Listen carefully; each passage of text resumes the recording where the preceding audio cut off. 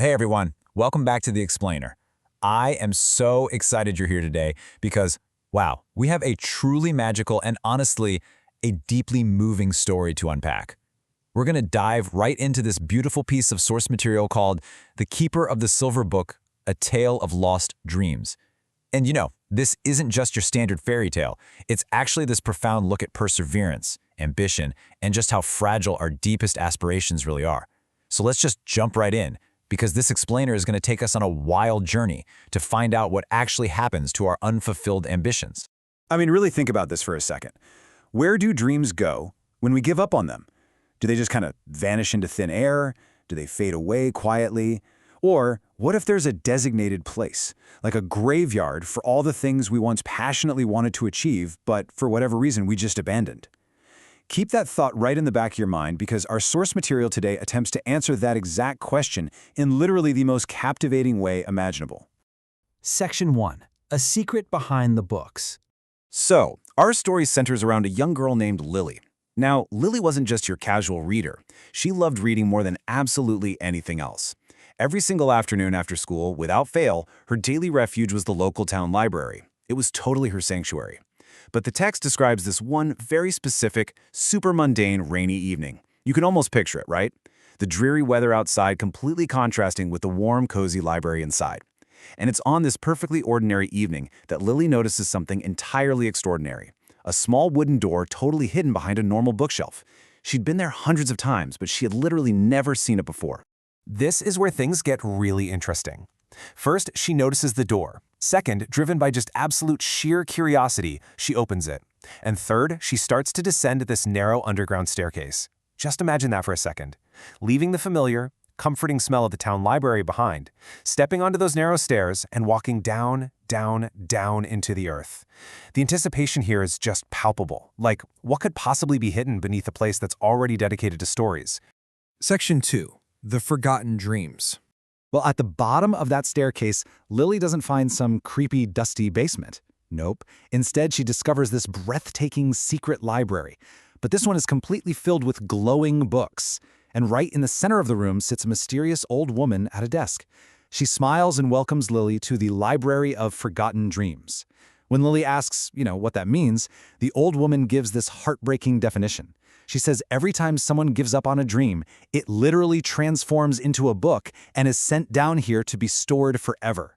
I mean, let that sink in. These aren't just fictional stories. They are the literal manifestations of abandoned hope. Thousands upon thousands of books, all glowing softly on these shelves. Lily is understandably amazed, but as she starts pulling books off the shelves, the reality gets really heartbreaking. She opens one book and reads about a boy who dreamed of becoming an astronaut. And why is his book down here? Because people laughed at him, so he just stopped trying.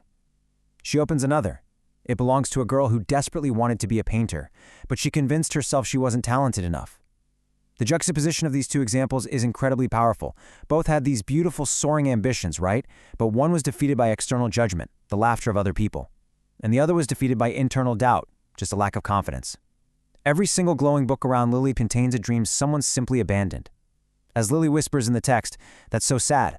The old woman actually hears Lily whisper that, and she lets out this heavy sigh, telling her, most people think dreams are impossible before they truly try. This is a massive takeaway from the text. The old woman is telling us that these thousands of glowing books, they don't represent people who fought to the bitter end and failed. No, they represent people who surrendered before the battle was truly fought. They represent potential that was just never fully tested. Section 3. Lily's Silver Book. Now, this is where the story shifts from just a fascinating discovery to a super urgent personal crisis. The old woman reaches out and hands Lily a very specific book. It isn't just glowing, it's a completely unique, glowing silver book. Lily opens it, and the text says she gasps. Why? Well, because the story inside the silver book is about a girl who dreams of becoming a writer one day. It's a story about Lily. She is literally holding her own dream in her hands, sitting right there in the graveyard of abandoned ambitions. Of course, Lily immediately protests. She tells the old woman, "But I haven't given up on my dream." And the old woman replies with this chilling warning. She says, "Not yet, but if you stop believing in yourself, this book will stay here forever." The old woman is basically showing Lily her possible future. She's holding up a mirror and saying, look, this is exactly where you are heading if you let doubt or fear creep in. So, the crucial question is, what's Lily gonna do? Will she become just another glowing book on a forgotten shelf underground? Will the laughter of others, or maybe her own lack of confidence, eventually send her dream down that narrow staircase? Take a moment to really feel the weight of that choice. Because honestly, it's the exact same choice we all face. Section 4. Keeping your dream alive. As Lily carefully closes her silver book, she experiences this profound realization. She finally understands that, just like the astronaut and the painter, dreams are rarely lost to absolute failure. Actually, scratch that. It's more like they're lost because people just quit too soon.